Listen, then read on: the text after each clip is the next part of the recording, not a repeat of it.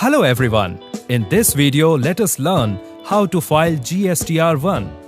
Filing GSTR1 is simple with Maag ERP. Make sure that you are using Maag ERP Series C and updated GST patch, which you can download from our website maagcompusoft.com. Maag ERP provides an extensive report with the GSTR1 returns details.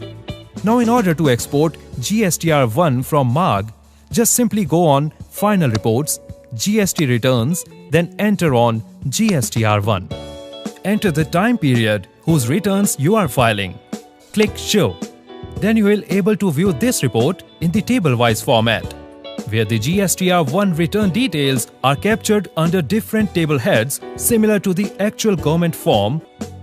To export GSTR1 report, click on Excel Returns. You can either choose to export the report in CSV or in Excel template. Then click on Start. Before exporting GSTR1, software indicates errors in the invoices along with description of those errors. You first need to correct these errors in your invoices with the help of error solving capability, and then continue to export GSTR1 from Maag ERP software. After the file is exported, verify the values and close the file. You can generate JSON file directly from Maag software, which gets saved in the GST returns folder of Maag folder.